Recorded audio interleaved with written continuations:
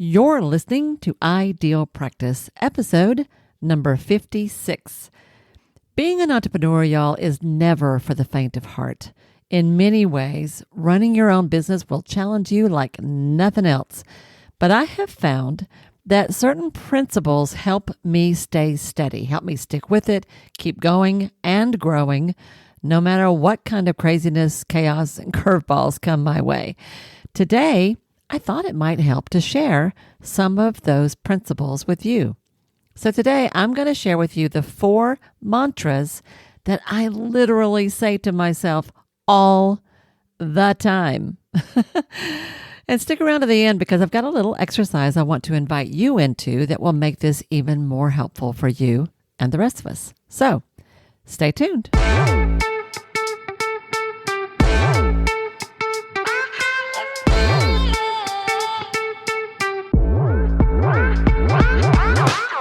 Hi, I'm Wendy Reeves, and with over 2 decades of experience in the private practice world, I've built my 6-figure business while learning a lot of lessons the hard way. This is the first podcast that shows you how to apply the principles of energy, alignment, and strategy to build a practice that is profit-centered, but people-forward. This is the Ideal Practice Podcast. Hey folks, this is Wendy. Thank you so much for tuning in to another episode of the Ideal Practice Podcast. I'm recording this really quick before I take off for my weekly fiddle lesson. I did tell you guys that I'm trying to learn how to play violin, right? It's a very funny experience. It's quite humbling. Let me just say that. And I have missed a few weeks because between the launch of my new mastermind and an out-of-town trip, things have just been kind of crazy over here. So I'm a little rustier than normal, which I just feel sorry for my teacher. That's what I'm going to say. And it occurs to me that this, I don't know why, but it kind of makes me think about the very first thing I want to I with you today. So what I wanted to do today is I wanted to share with you 4 key sayings, principles, frameworks, mantras that I use all the time. I say them to myself. I say them to people around me. If you have worked with me or been around me for any length of time, there's a really good chance you have heard me say all these as well. They keep me sane. They help me keep my head on straight. Sometimes they just remind me not to take things so seriously. There's a lot of different ways they help. And I thought I would share them with you today in case any of this helps you too. So the first one, which strangely enough, thinking about violin lessons brought to my mind was, one of the things I always say is, we all have issues. We all have issues. I say that to my counseling clients. I say that to my coaching clients. I don't care who you are. We all have things that we struggle with in some way. We compare ourselves to others, what one of my former coaches used to call going horizontal. This is a huge issue for entrepreneurs. We look at everyone around us. Well, they've got so many followers and they've got so many clients and they've got so many of this and that and the other. They're doing great. I'm not. We tend to do that very quickly. And we have no idea what's really going on behind the scenes with that other person, but we do tend to do that. We are terrible with our self-talk. Self-criticism is a huge issue for so many of us. So many of us struggle with feeling like we're not enough, or like, the whole concept around imposter syndrome. Sometimes the more successful my clients are, the more I see them struggling with this. Is it okay that I'm doing well? Is it okay that I'm making money? Is it okay that my business is growing? Is it okay that I'm finally standing up for myself for the first time ever? Yeah, it is. But all of that stirs stuff up. And it's really easy to think that you're the only one with those issues and nobody else has those problems. But that's so not true. The truth is, we all have issues. I'm thinking about the first time I went into therapy for myself was a long time ago. I had been promoted to a position. It was the first time I got promoted into a position of leadership where I was responsible for a team, for a department. I was very early in my career. I was not really ready for that, but I am the kind of person that if you throw it my way, I'm going to do my best to catch it. So I stepped into that role and gave it my best, but I really wasn't ready for it. And it was very, very hard on me in all kinds of ways. And I landed in therapy for the first time. And you know what it's like. It is never any fun to be the one who is vulnerable, to be the one who has to share, to be the one who has to open your heart and kind of take a look at what's in there. And I can remember sitting in the chair at my therapist's office at 8 o'clock on a Friday morning and I remember saying to her, what is all this? Good Lord, what is wrong here? Because I would just walk into her office and start crying for no reason, having a perfectly fine morning. I hated that. Hated it. But I remember her saying, she said, I know this is no fun, but this will make you a better therapist. And you know what? She was right. She was right for two reasons. One, because I understand that everybody really does have issues, and I don't care who you are. I don't have everything figured out. You don't have everything figured out. We are all doing the best we can. But also because I've never forgotten what that felt like. So of course I have true sympathy and empathy and compassion for what it feels like to be on the receiving end of that kind of work, to be the one who is vulnerable. It ain't easy. But y'all, we all have issues. Whether you're the coach or the therapist, whether you're the one that looks like you've got your act together or not, we all have issues. So the way to deal with those issues to me is to allow yourself to practice imperfection, to remember that we're all doing the best we can. I am a huge believer in self-compassion. I encourage my clients to practice this. I feel like the one way we can be kinder to others is by starting with ourselves. And most healers that I know are a lot nicer to everybody else than they are to themselves. So self-compassion is critical. And to be honest, a good, healthy, active sense of humor. Like it makes a big difference. So I'll say all that. So that's my first mantra that I live by. And I say all the time, we all have issues because we all do. So let's be kind to each other. Let's be patient with each other, and especially with ourselves. The second mantra that I realize I say all the time, my kids have heard this their whole life, is there's more than one way to get where you want to go. There's more than one way you get to where you want to go. Now, those of you who, like my personal friends who've ever traveled with me, it's kind of a standing joke. I always tell people, have I ever told you that I spend most of my time lost? I've traveled a lot. I've been all over the U.S. I've been over a fair amount of Europe. I've been through Central America. I usually rent a car and drive when I go places, which means I get lost a lot, and I'm very good at U-turns. But the truth is, there really is more than one way to get where you want to go. A few weeks ago, I shared with you, I celebrated the first anniversary here on the podcast. And one of the things I talked about in that episode was how I've tried different things along the way to figure out what works for me in terms of how I want to connect with you, how I want to stay in touch with you, how I want to share with you the information I have that I think could be helpful to you. And different things I've tried, some worked, some didn't. I started off with a blog. I did a very serious blog for a long time. I moved from that to a YouTube channel and the whole video thing. I landed here on the podcast. I talked about all this back in that episode. The truth is, if you're trying something and it's not quite working and you've tried it long enough to give it a good shot, try something else. There's always another way. Always. There's always more than one way to get where you want to go.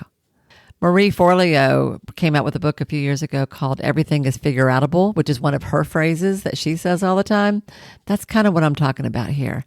If you try something and it doesn't work, back up, take another look, go get some coaching, go get some mentoring, talk it over with a friend, take a nap, sleep on it. The next day you'll figure it out. Always. It always works out that way. So there's more than one way to get where you want to go. The third mantra that I live by and have an annoying habit of saying to my clients all the time is that if you're not scared to death, you're not growing. If you're not scared to death, you're probably not growing. There's a quote that I often refer to when I give talks by a woman named Betty Bender that says, anything I've ever done that was ultimately worthwhile initially scared me to death. Yeah. Can you relate? I sure can. Anything I've ever done that was ultimately worthwhile initially scared me to death. There's just a lot of truth in that. Almost any meaningful growth is going to be scary. If you're just getting your practice off the ground and you're sending out letters to doctors, which one of my clients is working on, asking for referrals, that simple act, so-called simple act, can be really scary. If you're making your very first video, that can be really scary. If you're about to raise your prices, that can be really scary. Everything I've ever done that was worth anything was like big time, terribly, awful scary. When I stepped into that leadership role a moment ago when I became a department head, that terrified me. It was really, really hard. When I ran my first conference, I have, as a volunteer, this is all under volunteer roles, but I helped to develop a couple of pretty major conferences, one for adolescent girls, one for women in leadership, that I ran for several years. In each of those cases, I had never been in charge of anything like that before. It was really, really scary. I totally had to step into it and learn from it. Made plenty of mistakes along the way. Figured a few things out because, did I mention that there's more than one way to get where you want to go? Yeah. When I made the decision to run for office, some of you know that I served a term in local office. Good Lord, that was one of the scariest things I'd ever done in my life. So it is true that growth is almost always scary if it is meaningful in any way. And what's scary for you is not going to be the same as what's scary for somebody else. What looks really easy for one person is terrifying for another. This is another place for self-compassion, y'all. So I want to be careful about that. If there's something that's hard for you that looks easy for other people, for one, you don't know that it is. But for two, remember, practicing imperfection and self-compassion is key. Just understand that this is proof. This is a sure sign that growth is happening here. And that's kind of what it's all about, don't you think? If you haven't heard it, go back and listen to my conversation with Sarah McNamara, who is one of my former clients, in episode 54. Sarah talked a lot about the multiple times in her own evolution and her own growth that she has bumped up into whatever the next big fear was and what it was like to push through that. This is part of growing, y'all. So if you're not scared to death, you're not growing. Don't be too comfortable. There you go. And then number 4, the last one I want to share is the guiding principle that underlies everything I do in my business. And you have heard me talk about this a lot. It is that good treatment is good business, and good business is good treatment. I actually apply that to all kinds of things. This stems from a story that I've told you about way back in the day when I worked at a pretty exclusive private psychiatric hospital, and we had a fella who admitted himself, but he flew in on his private helicopter and landed on the hospital grounds to admit himself. And at the same time he was there, we had a woman in treatment for a very long time who didn't have indoor plumbing.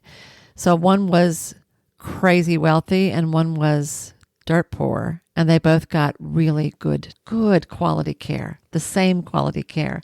That made a huge impact on me as a young clinician. I've never forgotten it. And I still see it today when businesses of any kind, not just those like us in private practice, but even in the corporate world, when businesses do the right thing by their clients, by their employees, by their communities, often I think it also strengthens their bottom line. Because the truth is that doing the right thing is the right thing. The problem with us as healers is that we tend to think that doing the right thing is good for everybody else, but not for us. And we get things kind of skewed and sort of backwards where we think we can't do what's right for us without hurting other people, which is simply not true. That's a story. That's a fallacy. That is a cultural myth. It is absolutely not true. It is why the Ideal Practice Podcast and I am here, right? Because I really, really want to change that way of thinking. The remedy for this, for that kind of thinking, this is to understand that boundaries serve everyone, that an exchange of money is an exchange of energy and equal value for the services and the good that you bring to the table, and that healthy money management, especially, is a therapeutic issue. I talked about this early on because this really is such a big deal to me and something that I feel really strongly about. If you'll go way back and listen to episode 5, it's called How Healthy Money Boundaries Serve Your Clients. I talked about this issue there. It's a core principle that I think should be foundational to your success in your private practice. So there you are. Those are my 4 kind of core things, principles that I say probably every single day. We all have issues, so be kind to others and be kind to yourself. There's more than one way to get to where you want to go, so if it ain't working, back up, try an alternate route. If you're not scared to death, you're probably not growing, so if you're a little too comfortable, it might be time to get up and move a little bit. And good treatment is good business, and good business is good treatment. Be kind to your clients, be kind to yourself, and run your business well. It will serve both of you. So that's what I've got to share with you today. What I would love to hear from you is, do you have a favorite mantra, a quote, a principle that tends to guide you day by day in a lot of things that you do, 1 or 2? If you do, I would love for you to post that on Facebook and tag me with it so I can learn from it, benefit from it, and share it too, because I will. I'll be happy to. And let's share our collective wisdom as a community. How about that? Because you never know who you're going to inspire. Somebody else needs to hear exactly that same principle that you live by every day. So that's what I have for you guys today. I hope you have a great week, everyone. I hope that you find wisdom everywhere you go. And I will see you next time here on the Ideal Practice Podcast. Bye now. Hey, y'all, do you ever get overwhelmed with all there is to do to grow and manage your private practice? I know there are a ton of things fighting for your attention, taking care of clients, keeping up with the billing, much less sorting out your marketing and all of that. You name it, it's a lot. So gosh, how do you know what to work on at each phase as your practice grows? Well, I've got you covered. I've put together a little quiz, a tool that will help you take stock of your practice as a whole. And when you complete it, you will know exactly what to work on next. It's based on my proprietary framework, the 7 pillars of an ideal practice. This really quick and easy process will guide you through a series of questions that will help you identify for yourself where your practice is solid and where it might need a little work. I call it the IP360 scorecard. And honestly, you can finish this in less than 10 minutes. Not only that, but once you've completed it, I'll also send you some guidance on how to think about your scores in the context of which phase of development your practice is in. And the best part, it's completely free. When you go to my website, wendypittsreeves.com/360, 360 the numbers, you'll find a complete description of the scorecard and how it's going to help you. And from there, guys, it's just a simple click of a button or 2 to get your own. So go get your copy today, complete it, fill it out, and figure out where your practice is ready to go next.